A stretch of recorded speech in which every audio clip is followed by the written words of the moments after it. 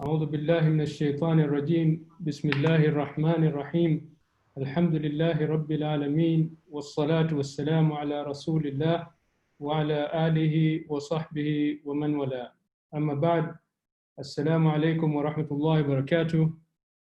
I would like to welcome you all to this new session of Friday Talk, and I would also like to thank Dr. Yusuf Al Rawahy, Sheikh Hamid Al Shuaili, and Sister Sheikh Al Toqi for arranging these talks regularly and for inviting me to do it this time. Our topic today is finding God through reason, countering new atheist narratives. Why this topic? Because we have noticed Muslim youth in the West and in the Muslim world are turning towards atheism. Alhamdulillah, so far it's not a massive movement of Muslims becoming atheists compared to Christians, for example, but certainly it should be an issue of our concern because it's affecting some Muslim families and Muslim communities. Now, the new atheist narratives that are claimed to be hinged on science, but are also linked to Western liberalism, issues of feminism, issues of women, issue of sexuality, same-sex marriage, and things like that, issue of minorities, issue of domestic violence. So they're using these kind of issues, and some of these issues are affecting among educated Muslims by creating doubts or shubuhat about Islam and Islamic values. Post 9/11 attacks, these new atheists, they found a fresh target for their criticism on religion, Islam and Muslims, which is the last bastion or fortress of sacredness and devotional life after they deconstructed Christianity. So we should be very much concerned about the impact of the ideas and narratives on Muslim youth, because they will affect moral resolve of the individuals and the communities at large. Because shubuhat or doubts, they cause sometimes loss of certainty or yaqeen in the teachings of Islam, but also the commitment or thibat of their practices, of their devotional life. New atheists also impact dawah. So for those who are involved in inviting non-Muslims to Islam, because their arguments, the atheist arguments against God, against religion, and against Islam in particular, are in the air within the Western, discourse. So it becomes a barrier for those who consider Islam. So we need to counter, their ideas and their narratives, especially, these coming from these atheist celebrities, the four horsemen. You can see a picture there. You have Richard Dawkins, you have Sam Harris, you have the philosopher, what his name, Daniel Dennett, and you have Christopher Hitchens, who died recently, but he has been replaced now by another horseman. What is his name? Lawrence Krauss. These are when you listen to these guys, and their books are becoming bestsellers. A lot of people, millions, are reading their books and being affected. And the way they promote atheism as if it is a universal idea, it is commonsensical, it's natural, it is rational, and it represents a default state of mind that all humans can accept only if they reflect. So we really need to counter their rhetoric.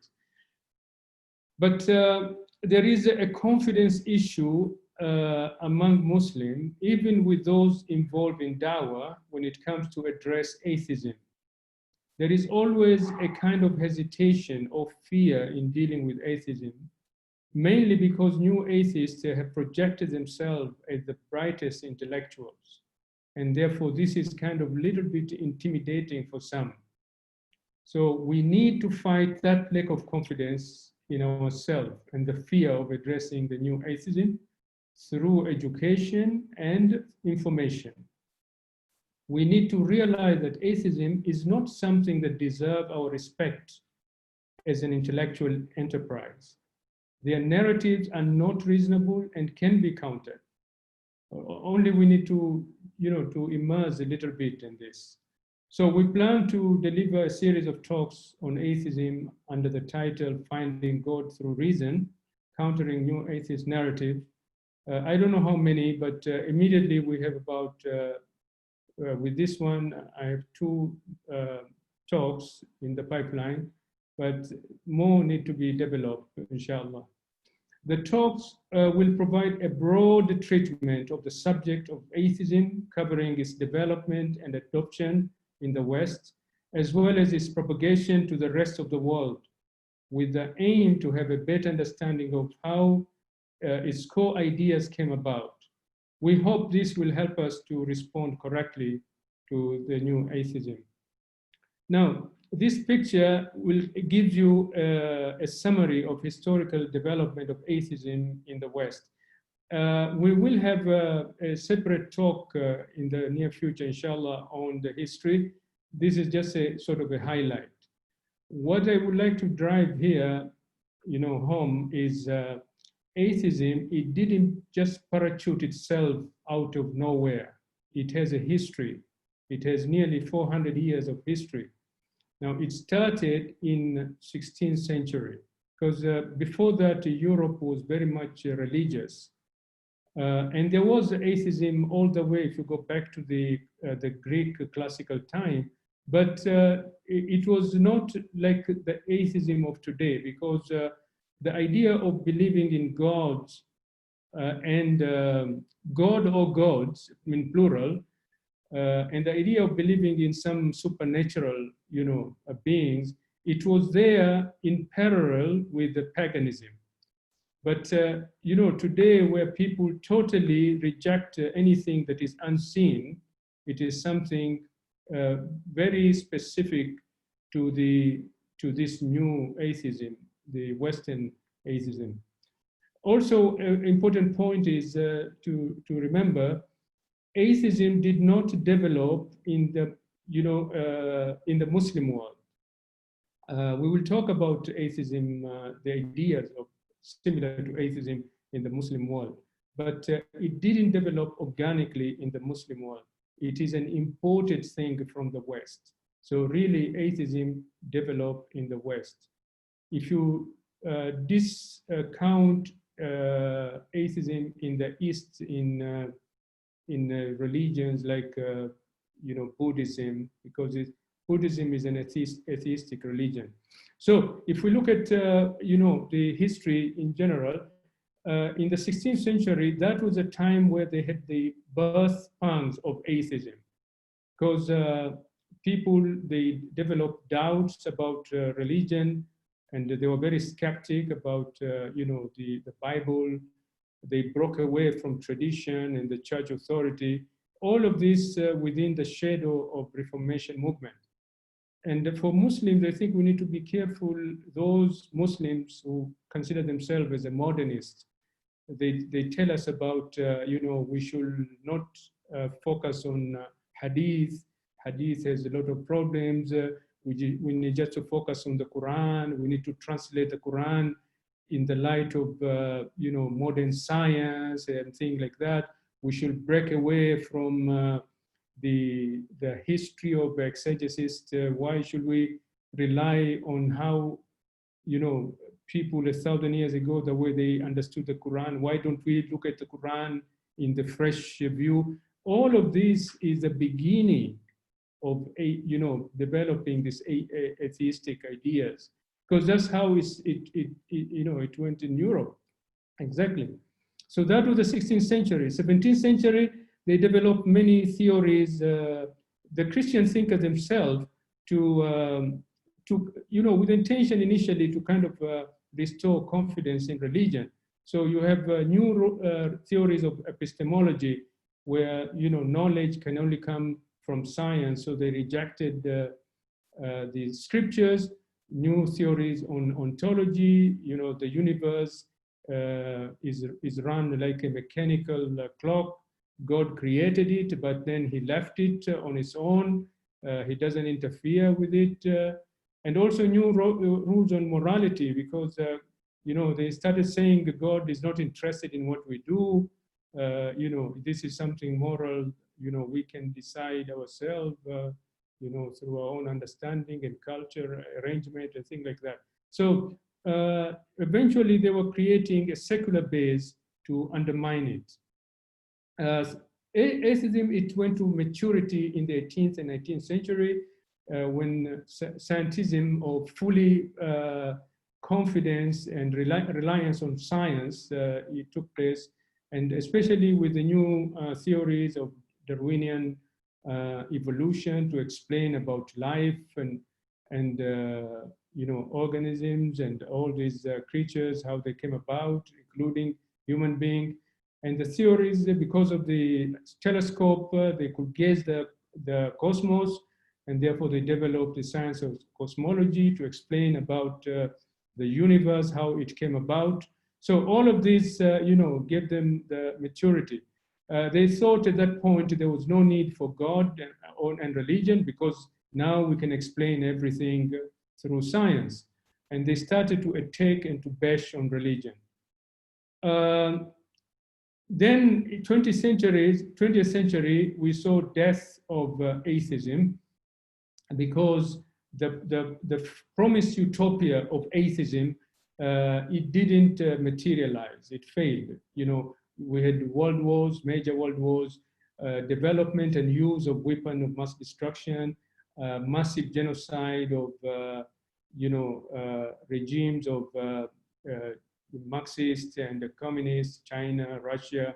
You had the Nazis and the fascism, Italians. You had perpetual military conflicts in order to support the capitalist system. And then you had major environmental disasters, because science, it turned out to be not only producing some good things for humanity, but also it has caused a lot of destructions as well. And this is where when they turn to postmodernity and nihilistic delusion, of people like Nietzsche and other philosophers. So the 20th century, really atheism died. But 21st century, the dead body, it has been resuscitated as a new atheism. And it is just a poorly rehashing of the old atheistic ideas and refuted arguments. Many of the arguments are already refuted, actually. And the new atheists, they ignore the past failures, and they just plunge into militarism or militant and crazy bigotry, arrogance, and Islamophobia. So this is where we are today. So what is new atheism? New atheism is a term that was coined to describe the new position that was pushed by the 21st century atheists. And it was really crowned by Sam Harris. This is an American neuroscientist or neurosurgeon who turned into a philosopher in his 2004 book, in response to 9/11 attacks, The End of Faith, Religion, Terror, and the Future Reason. Now, what are their premises? Because these are the things that we need to understand in order to counter them. They base on a naturalist worldview, meaning the physical world is all there is. They reject all kind of unseen. Science is the only means of understanding reality. So they reject, the Quran, they reject the Bible, they reject all kind of scriptures, and they're projecting themselves as being very intellectual and focused on the use of reason. Morals and ethics are not from God or religion. Science can explain everything. Sam Harris has very strange idea of explaining morality through science. Even some of, fellow atheists, they will not agree with him. Faith is just a hypothesis, as making truth claims. So must be empirically tested, and be rejected on the grounds of insufficient evidence. Religion is wrong, irrational, not needed, and should be banned. Islam is violent and dangerous, must be defeated at any cost. Societies should stop teaching children religion because it fosters prejudice and violence, and they support military interventions to defeat religion when civilized world is under threat. Sam Harris and the guy who died, what is his name, Hitchens, Christopher Hitchens, they were the biggest supporters and promoters and campaigners for the intervention in Iraq after 9/11. So that was just an introduction, and this is our agenda. I have prepared 3 talks. So the first talk, which will be the one that we're going to do today, is the foundational belief. And then in the next talk, I will talk about the Islamic concept of fitra, because it matches this idea of the foundational belief, and how through reason we can reach to to understanding of the existence of God. And the last part, I will talk also through reason how we can understand the oneness of God and the attributes of God. And then we will develop more of these talks in many other areas. So I'm going to start with the definition. So what is atheism, or what is atheist? Theist, from theos in Greek, is someone who believes in a god or gods. And atheist is someone who is not a theist. So A here is a negation, not. So atheist meaning who does not believe in a god or gods. But this atheist disbelief, there are 3 scenarios. You need to understand them, because the atheists that you're going to meet, whether a person who used to be a Muslim and turned into atheism, or a non-Muslim atheist, whomever, when you meet, you have to put them in the right box. There are 3 possibilities, 3 boxes. When someone says atheist, you need to find out, does it mean the one who describes himself or herself as an atheist has arguments in favor of atheism? Does he or she has an argument? Or does it mean that he or she doesn't have argument, but simply is not convinced about the theistic arguments, arguments that come from people of religion, whether Muslim or Christians or whatever? And the last one, you can come across people who say they're atheist, and simply they've made a conscious decision not to believe in any God. It's not like they have done any research or they have any particular position. It's just simply they're not interested in the religion. Their way of life is just a hedonistic way of life, and they don't want to do anything with religion. So the first position makes a knowledge claim. Therefore, they must provide evidence. You should insist on they provide evidence. So what is your evidence? You should ask, what is your evidence for denying God? All right, because that should be the default question. The second position is more of agnostic. So there is a strong hope if you present with a good argument. I think this is people that you need to pay more attention to. And the third position is just an irrational, blind faith in atheism. Here there is a little hope.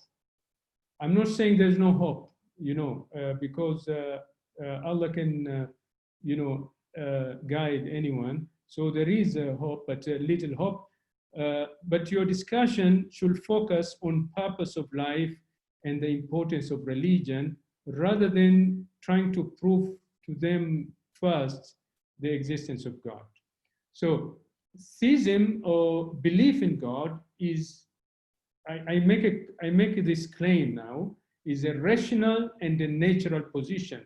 And atheism, not belief in God, is irrational and is unnatural position. And I will try to explain this why. In the same way, it is rational and natural to believe in the reality of the past, or to believe in the law of causality. or to believe that other people have minds. These are natural and very rational things. You know, if a person comes and say, you know, yesterday it was just an illusion, you know, that will be something irrational and it will be something unnatural. And somebody has to explain why. So if you reject any of these propositions, you are both irrational and unnatural. Okay. Now, you can refer to many scientific studies from different disciplines on why belief in God is natural. And I have pointed out some few names, and you can do some research there. Now, we have to look at atheism through Islamic understanding, and we will develop our own framework for looking at it. So the traditional Islamic term for atheism is ilhad, which literally means deviation. So it implies that atheism is a deviation of what is natural. And that's why we say atheism is unnatural. And this is in line with the Quranic and prophetic teachings of fitrah, because the fitrah, you know, we as Muslims, we do believe that all human beings are born with an innate nature or state that acknowledges God. Okay, so that is natural. Okay, so if you are an atheist, you have this something unnatural because it's an aberration of the human psyche. Now, the Islamic doctrine of Tawheed, the oneness of God, considered any opposite of Tawheed as a shirk. Therefore, from Islamic point of view, atheism is also a form of shirk. And it is not surprising that the Quran, even though speaks about ilhad, you know, specifically in few places, but it focuses much more on shirk, because shirk is seen in the Quran as the major problem that drives humanity against submission to the will of God and against leading devotional life. So the Quran asserts that those who reject Creator are not certain, and describe those who reject monotheism as fools, which implies that polytheists, and by extension now, atheists, are irrational and they are unwise. أم خلقوا السماوات والأرض بل لا يوقنون ومن يرغب عن ملة إبراهيم إلا من سفه نفسه ولقد اصطفيناه في الدنيا وإنه في الآخرة لمن الصالحين. Okay, therefore, the Islamic description of atheism, it is an unnatural worldview, and it is based on uncertainty and irrationality. This definition of atheism is not neutral because it assumes the existence of God, a creator. So the Quran does not accept atheism to be the default position. The default position is theism. Now, shirk as an antithesis or the opposite of tawheed can be committed in 4 areas. You could have shirk of divinity or uluhiyya, or shirk of lordship or rububiyyah, shirk of worship or budiyya, and shirk of attributes, asma wa sifat. Now, atheists, they commit all the 4 shirk, but more obvious shirk of lordship and attributes. Why? Because they are accrediting the origin of the universe and the origin of life to other than God. And they deny him the attributes of the creator as a creator and as a sustainer of the universe. So really, the way we need to approach atheism is the way we approach mushrikeen or shirk. Now, we need to develop our framework now. As a Muslim, the best way to approach atheism is to frame it in the Islamic frame of reference.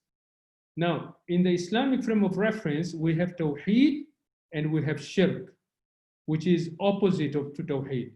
Tawheed is unique to Islam, and it is what distinguishes Islam from all other religions, systems of beliefs, creeds, theologies, philosophies, ideology, all of this.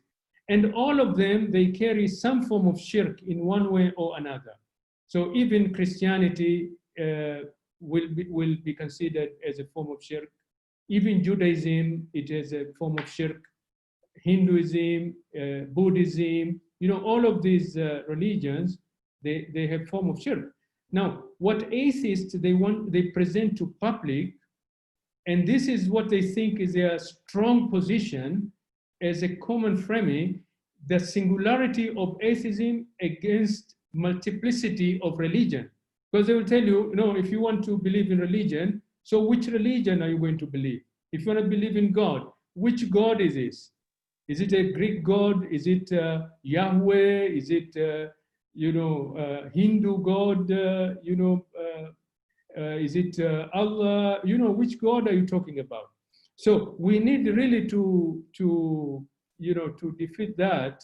So the Islamic frame of reference, which is the correct framing, we have the singularity of Tawheed.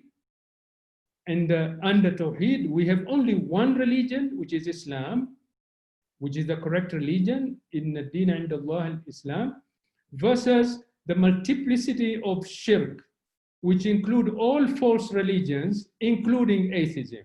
So that's the framework that we should use. Now, the two facets of atheistic thought that are obviously contradictory to Islam will be related to where does the universe come from and what determine changes in the universe through time. Now, with Islamic Tawheed, it is very clear about where does the universe come from and what determine change in the universe through time. Allah is the creator and sustainer of the universe and everything in it.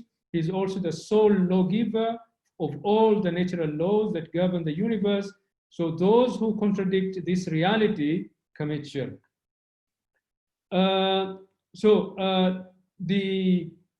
This is the point of atheists. There are many ways, and this is what we want to counter. There are many ways to disbelieve as there are to believe. This is our position. But there is only one correct creed, and that is Tawheed. Atheists claim that atheism is true and theism is false because of the singularity of atheism as opposed to the multiplicity of theism, and that's how they promote it. The truth is, atheism is just a big umbrella with many shades, grades, and categories of disbeliefs. On the right, you see, these are only some I highlighted. You have anti-theists, you have agnostics, you have humanist atheists, you have free thinkers, you have accommodationists, you have religious atheists, you have deists, you have pantheists, you have unaffiliated atheists. So there are many flavors of atheism. Not only that, atheists also, they differ in knowledge, in affirmation, in the scope of atheism, in openness, in religiosity, in their action. Some of them, they're very, they are activists, in promoting their disbeliefs, all right? So therefore, the Islamic frame of reference, singularity of Tawheed versus multiplicity of shirk, it really exposes and removes this false presumption of atheism. So we come to the question of default question. Many times when dealing with atheists, we have allowed ourselves to be put on the defensive position by entertaining their usual first question: does God exist? What proof do you have for God's existence? And we usually respond by presenting all the positive arguments for God's existence that we have. And the Muslims do have many different kinds of good arguments that support belief in God. And inshallah, we will cover in the future talks on this topic. So, because atheists possess no valid argument or arguments against existence of God, then the natural default position must be the belief in God. The atheist position of rejecting existence of God is unnatural. Therefore, we should not let atheists question, or, the atheist question of does God exist, or what proof do you have for God's existence, to become the default question. Instead, we should first probe into atheist position by asking them the correct default question. And this is the Quranic position also. What evidence do you have to reject God's existence? They have to explain to us first. So we describe many beliefs that self-evidently true, that are natural or true by default. If someone questions their truth, we usually do not blindly accept their arguments, but we probe him or her with a question: what evidence do you have to reject them? So existence of God is one such belief that is self-evident true or truth that can be described as natural or true by default. Therefore, theist position is the default position, and atheist position must be probed with the question: what evidence or what reason, you'd reject existence of God? So this comes to the idea of a foundational belief. And this is a good starting point for our journey to define a foundational belief. So what is a foundational belief? A foundational belief is a belief or a conviction that we have in our hearts and minds as true and natural, simply because it is self-evident truth that requires no proof. And it has these 5 characteristics. It's universal because it's not limited to particular culture or social condition. It is untaught. It doesn't require external information transfer.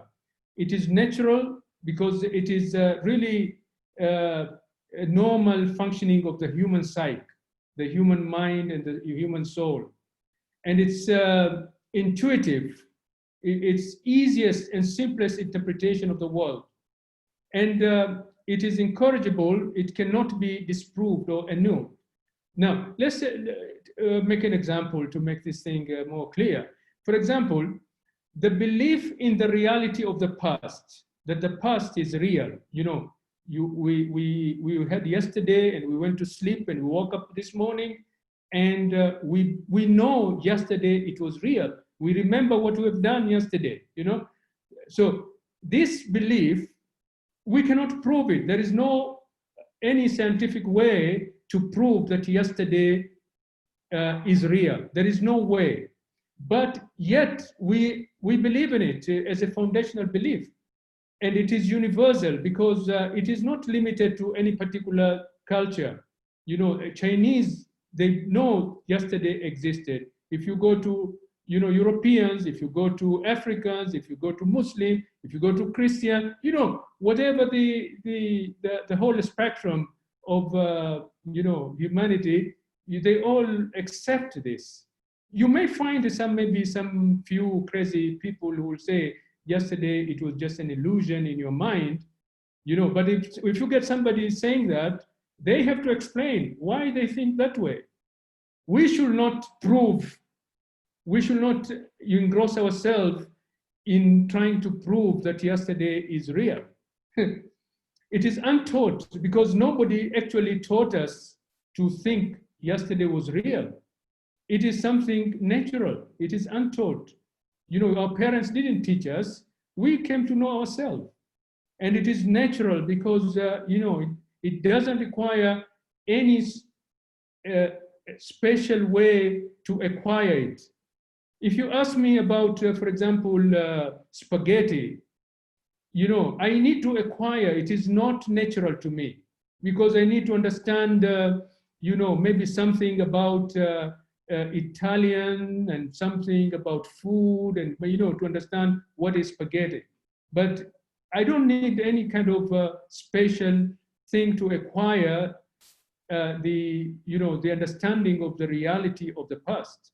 And of course, it is a very intuitive interpretation of the world and you cannot disprove it. So this is the meaning or the understanding of what is foundational belief. Now, in Islam, faith in the existence of God is the foundational belief.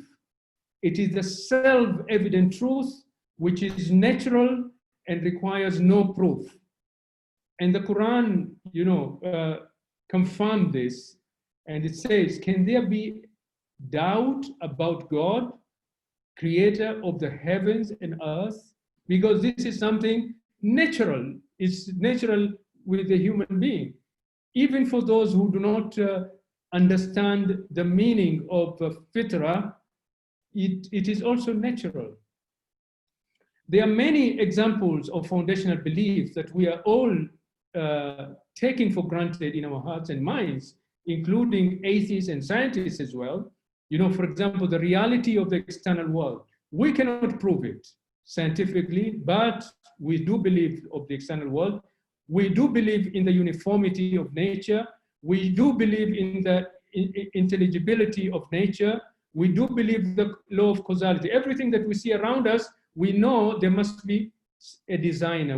We cannot just come across something, and say, it just came by itself. All right. The validity of reasoning also. Our reason, we have confidence of our reason. Where does that confidence come from? We cannot prove it, but it is a foundational belief. Even the idea that truth is worth seeking, these scientists and atheists, what they are engrossed in, it's also a belief, it's a foundational belief. So in the same way, belief in the existence of God is a transcendental creator, sustainer of this universe, is self-evident truth, which is natural and requires no proof.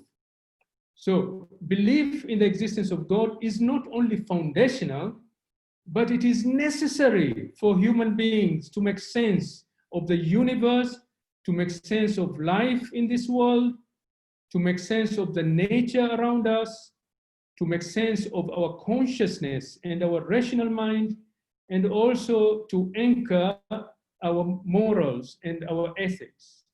All right, because if we don't believe in God, we have big problem, very, very big problem. Any explanation of the reality of the universe and life that does not recognize existence of one living God, the creator, the sustainer of the universe, is flawed, all right, is flawed in its foundation. Therefore, the new atheist worldview, which is built on the premises that God does not exist, nothing is beyond the physical material world, and the only way to arrive to reality, knowledge and truth is through empirical science, it is flawed, it is misguiding, it is unnatural, it is irrational, and it is not default state of the mind. Those who follow atheistic worldview or mindset that denies existence of God not only have difficulty to explain about the origin of the universe and all creations in it, but also about the origin of human life, its meaning, its value, and its purpose. To prove something existing requires a positive proof by simply pointing to the sign of its existence or presence, which is easy, but to prove something non-existing requires a negative proof by exhaustively searching for its non-existence or absence, which is very difficult. So for Muslim, it's very easy to prove existence of God because all what we have to do is to provide positive proof. But for atheists, it must be very difficult for them because they need to provide negative proof. This is the difference between us. Now, the Quran teaches us to ponder on positive proofs for existence of God. For example, you have in سنريهم آياتنا في الآفاق وفي أنفسهم حتى يتبين لهم أنه الحق أولم يكف بربك أنه على كل شيء شهيد. So this is the basis of the positive proofs which the Quran teaches us, and in this verse in Surah 41, verse 53. But also there are many other places. For example, in Surah 88, verse 17. أفلا ينظرون إلى الإبل كيف خلقت وإلى السماء كيف رفعت وإلى الجبال كيف نصبت وإلى الأرض كيف سطحت.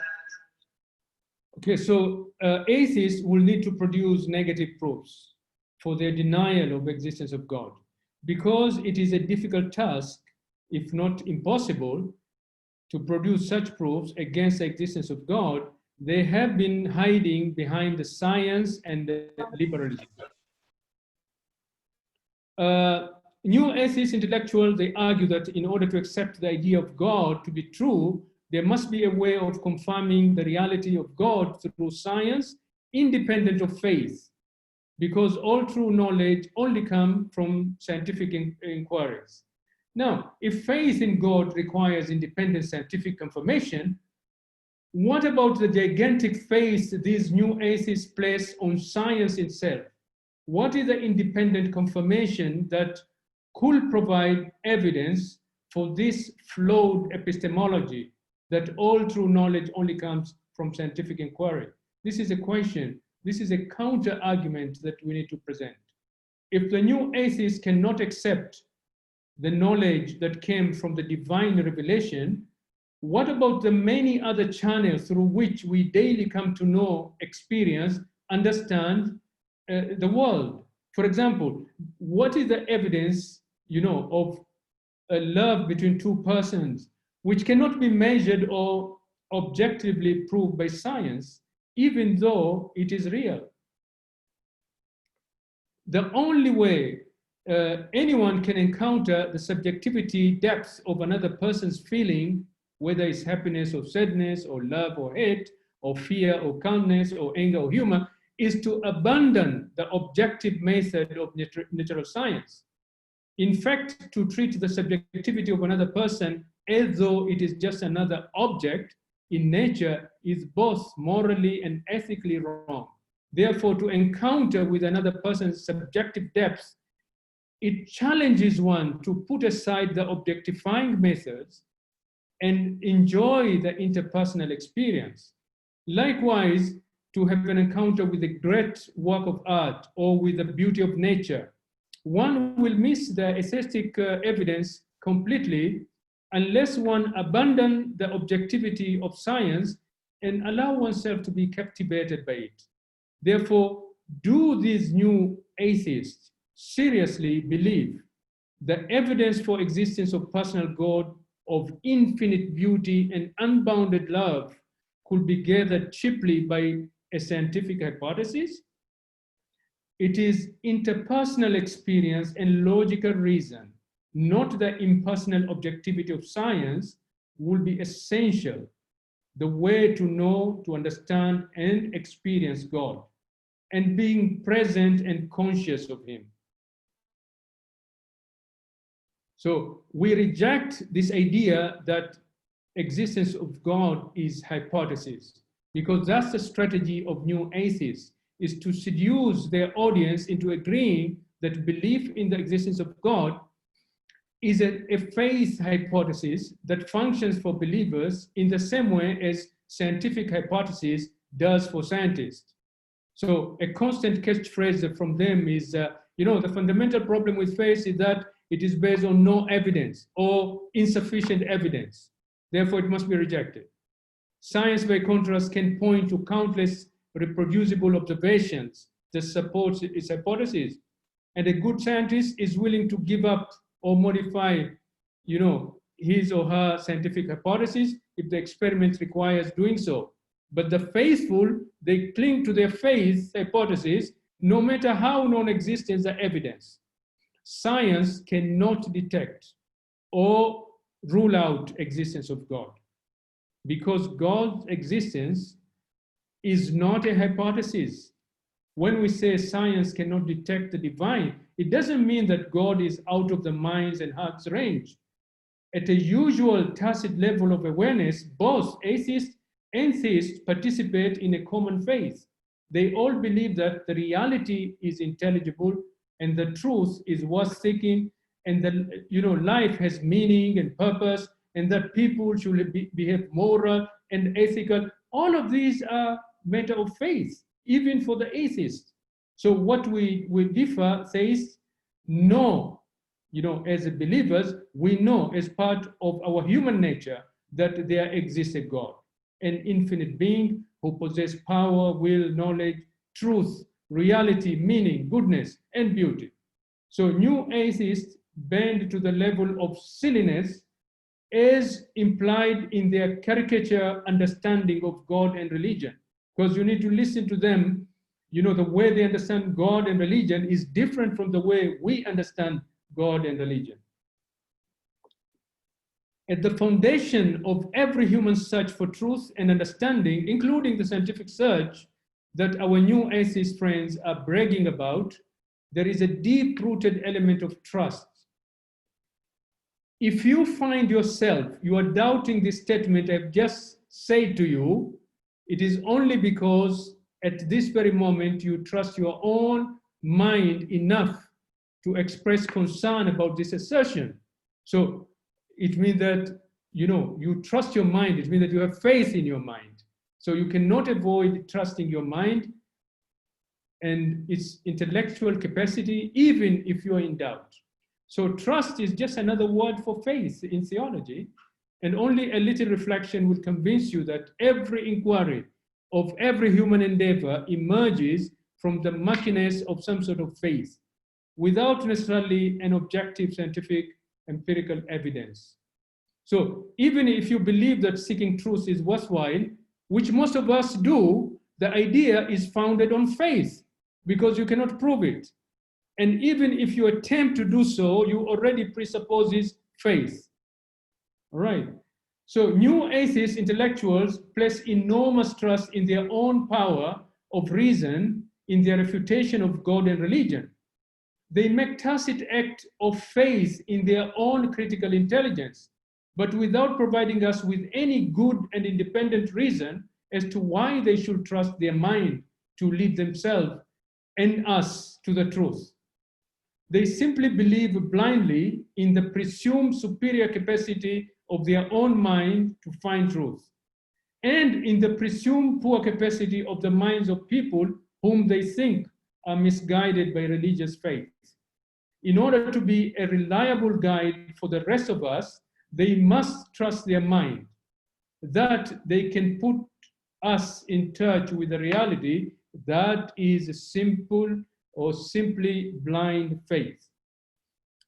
Also, the new atheist's own belief system of scientific naturalism logically undermines validity of reason. If our minds have evolved from a mindless state of nature, why should we trust these same minds to put us in touch with the reality? In order to justify validity of our reasoning, something must have come outside the scientific naturalism of Darwinian evolution. For if our minds are nothing but the accidental outcome of a mindless and purposeless evolution, why then should we trust our minds at all?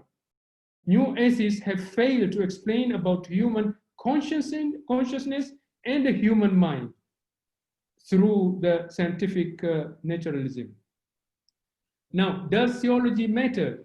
No, you'll be surprised that most of these new atheists, if you look at their books, if you read their books and if you look at their engagement in public speaking, they have not studied and researched about the theologies of religions. When it comes to Islam, they are totally ignorant and foolish. They describe Islam at its absolute ugliest. What Islam and devoted Muslims considered as the most objectionable practices, such as oppression of women, racism, injustice on others, violence, extremism. These, what sums up for them is what Islam is really all about. So new atheists do not care at all whether theologians read their books or not. They will prefer not, actually, because they are not writing for theologians, but they're writing for the masses of uninformed readers to keep them away from religion. So new atheism fully relies on and borrows from religious concepts in their discourse, yet they attack and ridicule the very same fountain that they drink from. None of the writers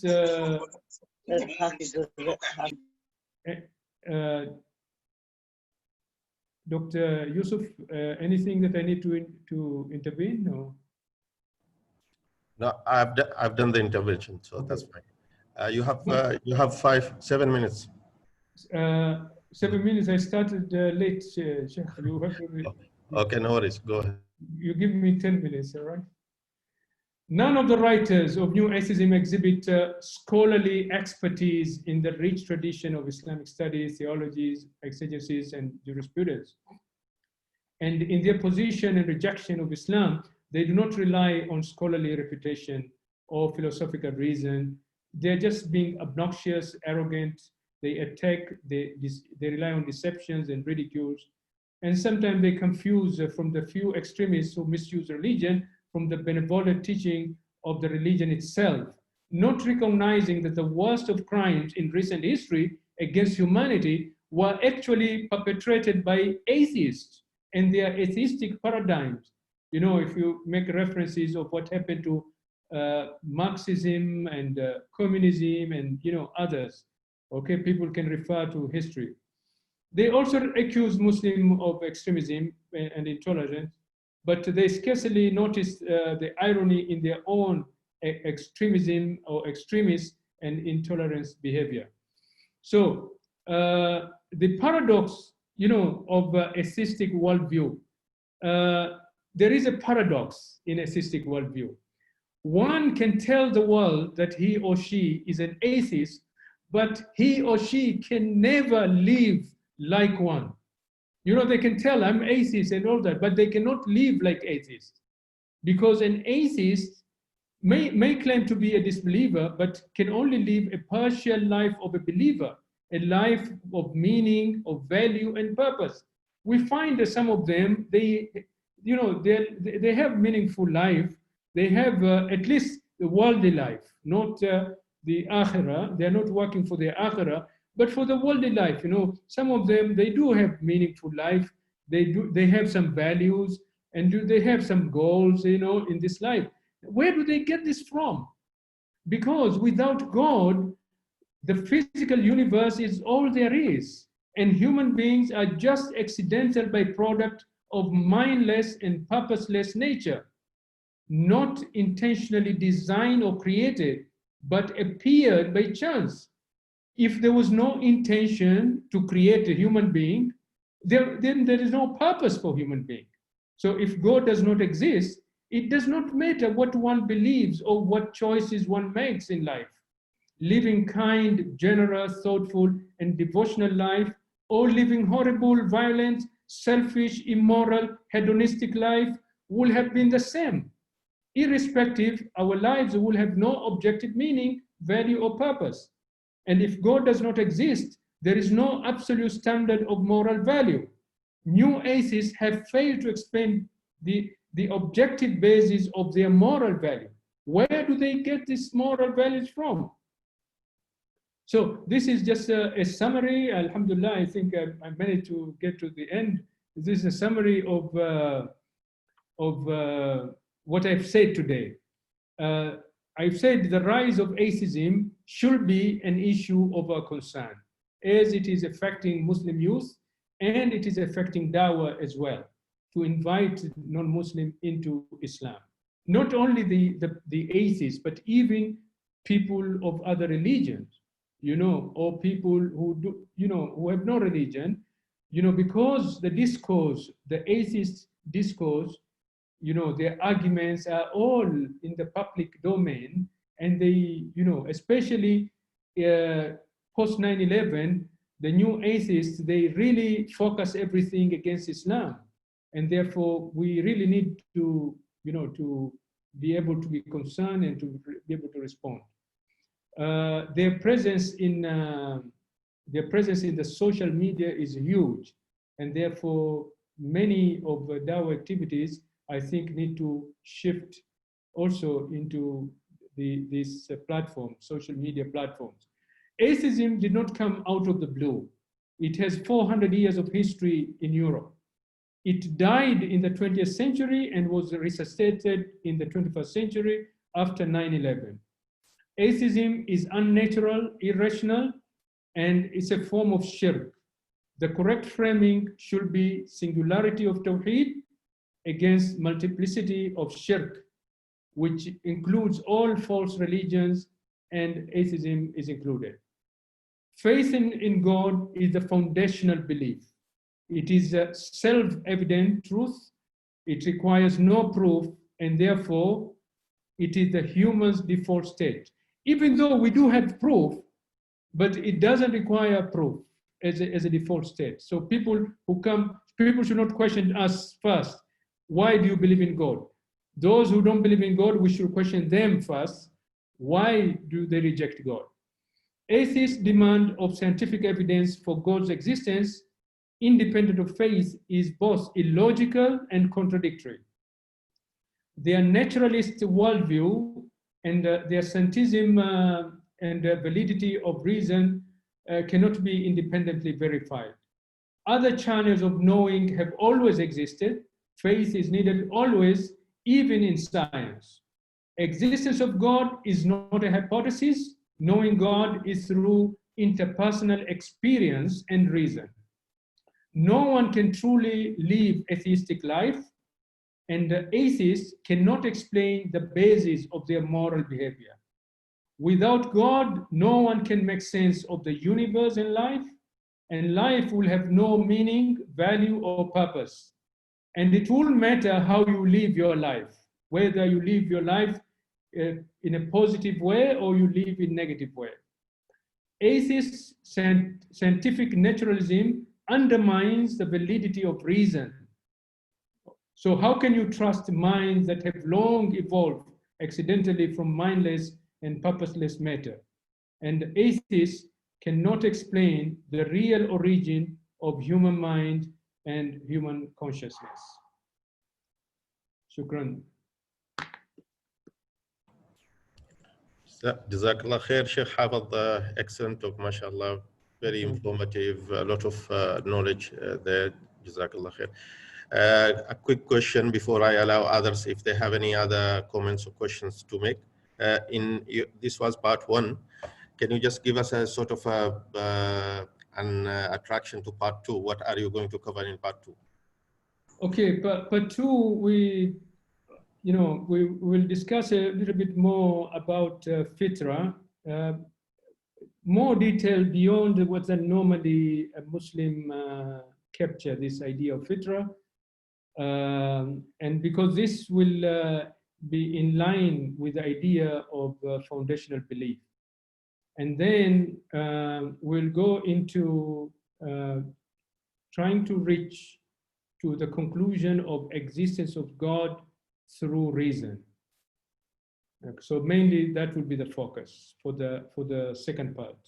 The third part, we will look into the oneness of God. So how can we arrive to the oneness of God as well? And the attributes of God, also through reason, not relying on the text in the Quran and in the Hadith. Because this is targeted for those people who do not accept the scripture. Because if they don't accept the scripture, how are you going to be able to engage them? So we have to engage them through reason. So that's what's the highlights. Excellent, Sheikh Hafidh. Jazakallah khair. Anybody has a question or comment to make quickly? We can give another 5 minutes or so.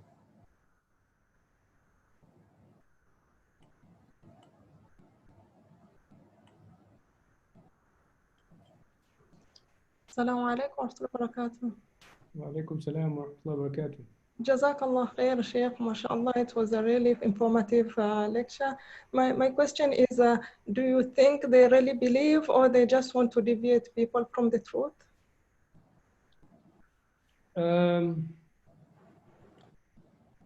The targeting, because you know, it is probably in their heart, because everybody must have fitra. So the fitra will not disappear in human beings completely. So there must be some level of belief in their soul. There must be, but because it is connected to liberalism and the secularism, really it's a promotion of secularism and liberalism. Therefore, they want to take people away from religion, and especially the Muslims, because you know, they have been able to deconstruct Christianity completely. And many Christians now, they are just Christian by culture, not as a faith. But they find a lot of resistance in Islam and Muslims. Muslims are still, you know, conservative, and they still cling on their faith, and they are still try to lead the devotional life. So this is what they want to do for Muslims, but also they want to make sure the Muslim propagation of Islam, it doesn't, they want to defeat it. It does, you know, they don't want other people to, you know, to look at the option of Islam. So that's the reason.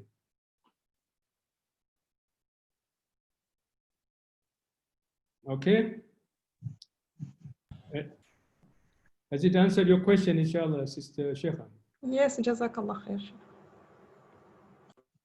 I think there's a, Tina has raised hand, I think, or Sister Tina. Yeah, shukran, Sheikh Hafidh. Thank you very much. This was very good, and it will help a lot to answer some question or speak how to speak with those so-called atheism. But also, I feel many they become atheists not because they don't they believe that they don't believe that God exists, but they get away because they want to be out of responsibility.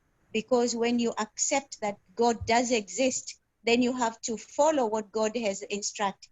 But if I don't want, I want to live my own life without any accountability, then I just denounce that, you know, this doesn't exist. So deep down, many of them, they do believe, but because they want to live their life as they want, so that's how they want to get away with pretending of not existing of God. I agree with you, Sister Tina, and that's why in the first slide, I said that you have to put an atheist in these three different boxes. And if you remember, the third box is when somebody just rejects because they don't want to have anything to do with religion, because they don't want, of course, responsibility. They want to live a hedonistic life. And that's exactly the reason. So you really need to find it.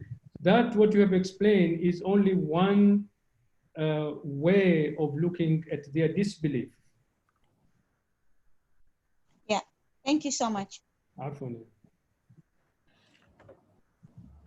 Okay, I think we'll bring it to a close. Jazakallah khair.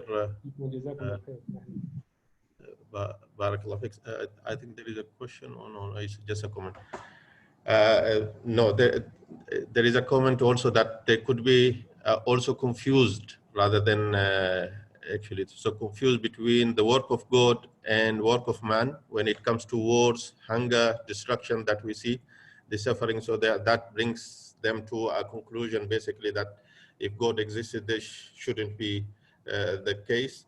Or the other was, that's a comment actually coming from one of the sisters. She has sent it as a text. Yeah, yeah, Sister Hanam, I think it's a valid comment, and we will address, because this is just a beginning. Today, we just scratch the surface. And mainly, I wanted to put a foundation so that you know, subsequent talks, inshallah, we will address many different aspects and we'll go into details to the level where we can take home something that we can use it in our engagement with this kind of people, inshallah. Very good. So I think we'll bring this to a close. We're already over our time limit. Jazakallah khair, Sheikh Hafidh, for this excellent talk, for all the participants as well. Thank you very much, and we hope to see you next Friday. We'll see if we can arrange actually for Sheikh Hafidh to continue on part 2 on this. We have a schedule, but we will try if we can reschedule other things. Jazakumullah khair. Assalamu alaikum wa rahmatullahi wa barakatuh. Wa alaikum salam wa rahmatullahi wa barakatuh.